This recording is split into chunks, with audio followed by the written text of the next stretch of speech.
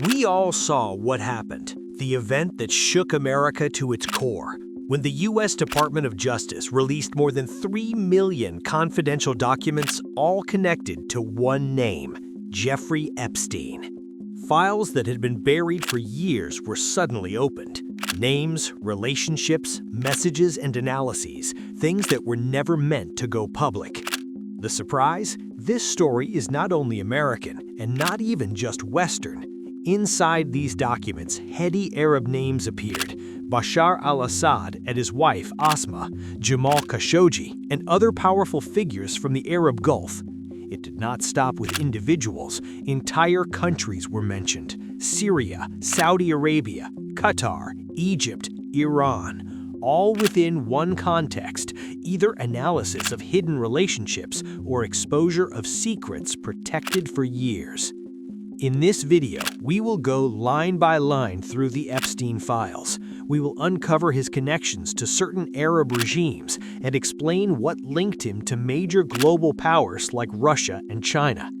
At the end, we'll break down the details that spread about Jamal Khashoggi and Saudi Arabia. So, without a long introduction, let us begin. At the beginning, you have definitely heard the name Jeffrey Epstein, and you have probably seen dozens of documentaries trying to explain who he was and how he went from an ordinary man to one of the most dangerous names in modern American history. But now, let me take you one step back and tell the story from the beginning calmly so the full picture becomes clear. Jeffrey Epstein did not start his life as a billionaire. He was not born into a powerful family, and he was not even a well-known businessman. Quite the opposite.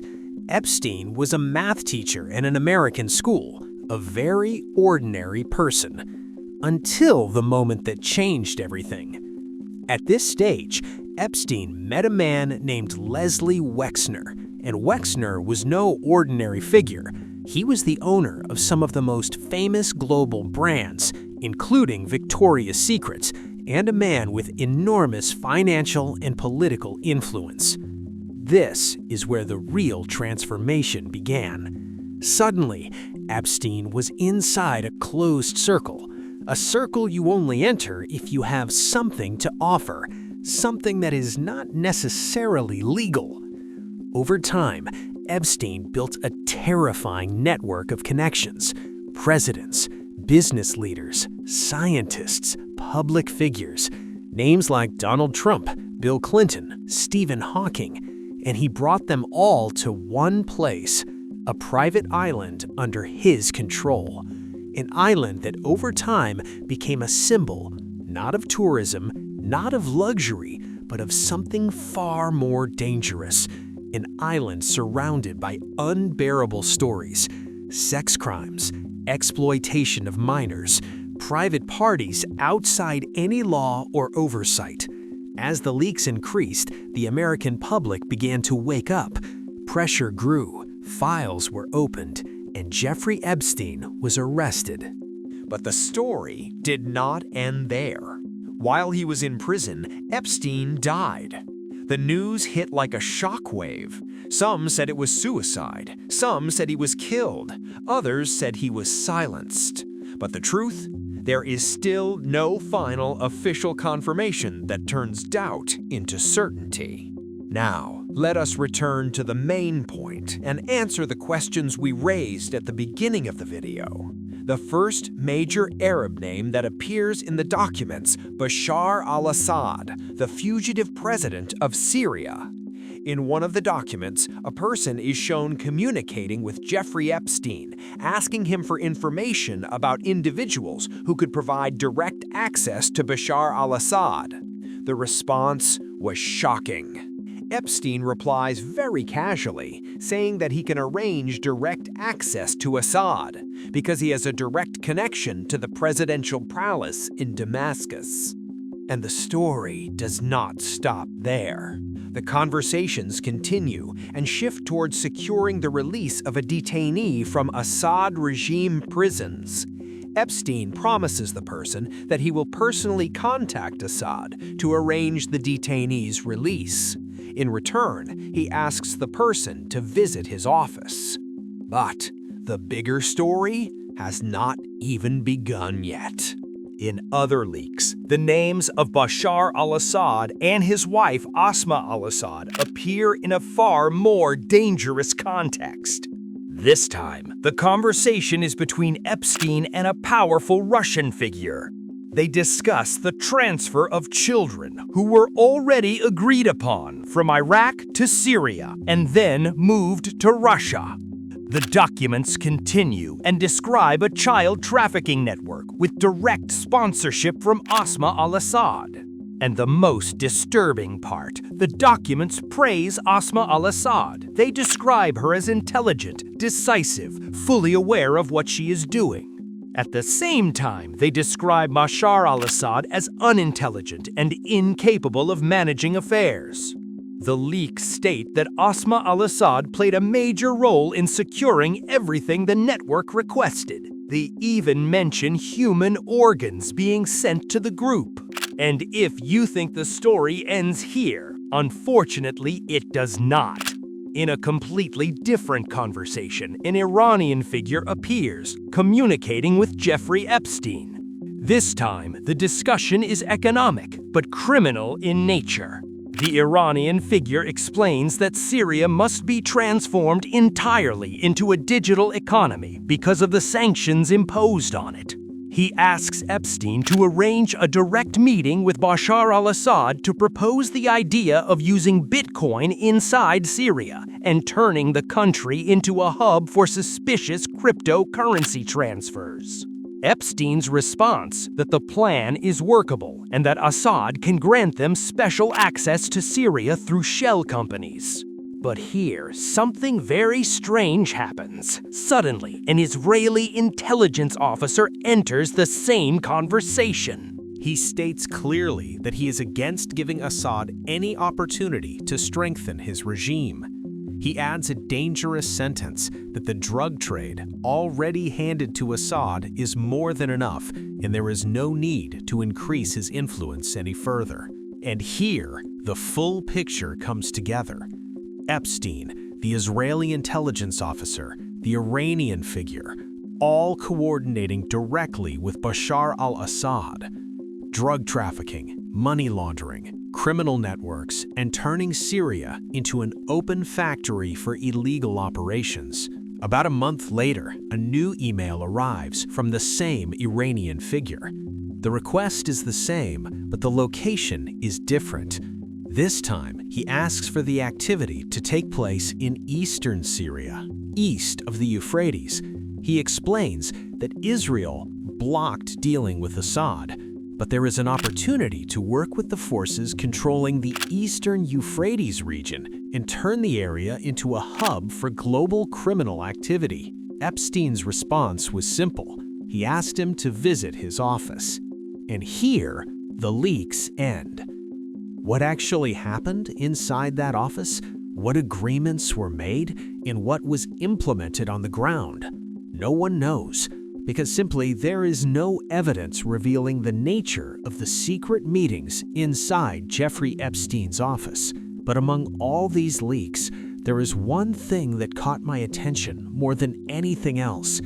Direct emails between former Israeli Prime Minister Ehud Barak and Jeffrey Epstein. This is not rumor and not media speculation. These are written communications, documented, clear, and shocking. In these emails, Ehud Barak tells Epstein that the Russians are smarter than people realize. He continues and says that the Russians know very well that Bashar al-Assad is destined to fall, yet they continue to support him, not out of loyalty, but for one reason only: to buy time. Time to extract as much profit as possible from Syria. The reply comes from Epstein, and it is even more dangerous. Epstein tells him that the head of Russian intelligence used to describe Bashar al-Assad in front of him as stupid. He then adds a crucial statement that for Russia, Assad has no real value. What truly matters is one thing: the port of Latakia.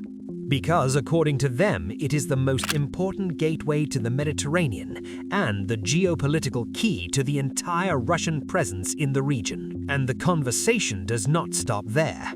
Epstein continues and starts talking about Turkey. He says very clearly that Turkey will never abandon the idea of removing Assad.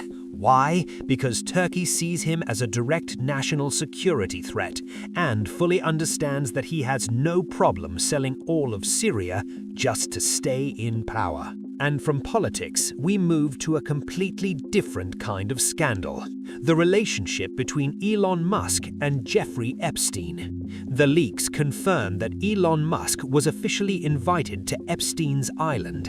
In the emails, Elon Musk says that he is going to meet Epstein for a business deal.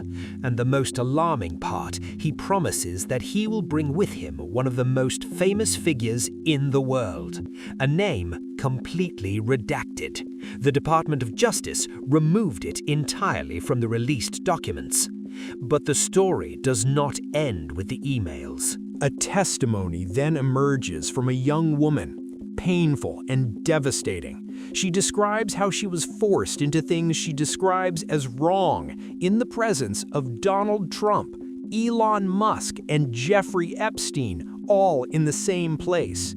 She explains how her life was destroyed from that moment on, and how Trump offered her more than $200,000 to sign a non-disclosure agreement, but she refused, and that refusal led Epstein to try to get rid of her. But the most dangerous leak came from a completely unexpected place.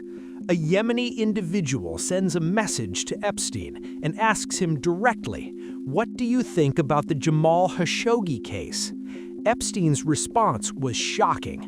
He says that he is certain the entire story was a political game designed to frame Saudi Arabia. He mentions a specific country, saying it was the one that planned everything from the very beginning to destroy the kingdom's reputation. He continues, after the Khashoggi story spread, the president of the country behind the operation contacted Epstein and requested an urgent meeting to coordinate matters on a deeper level. Epstein then expresses his frustration, saying that the political situation in the Middle East is not good. He admits that he is facing serious difficulty gaining access to the Saudi system. He asks the Yemeni individual to try to find him a way to communicate with the ruling family. He justifies this by saying that the Saudis rejected all the incentives he offered them in exchange for building relationships. The Yemeni individual suggests Egypt as an alternative, a place where Epstein's investments and illegal activities could potentially operate. But Epstein immediately refuses. He says he is not convinced by Egypt and is certain that the Egyptian regime would reject this kind of operation. He adds a sensitive point that he does not want to do anything that would anger U.S. intelligence because of its strong relationships with both Egypt and Saudi Arabia. Less than a month later, a new name enters the picture. An Indian individual contacts Epstein, asking him for a place to hide from Indian intelligence. He says he's been exposed for major crimes. Epstein's response is direct. He sends him the location of a hotel in Qatar, along with a phone number and the details of a person who would provide him with a forged Pakistani passport to enter Qatar. He tells him not to stay longer than 1 week. After that, he is to move to Iraq. From there, he will contact major figures in Syria who will arrange his transfer to Russia. Most likely, based on the context, these figures are linked to the Assad regime because Russia is mentioned and everyone knows the strong relationship between Assad and Russia and how it served as the main gateway for their dirty operations in the region. But the leaks are still not over. There are even more dangerous details about the relationship between Jeffrey Epstein and Donald Trump. We will break them down in full detail with names in the next video.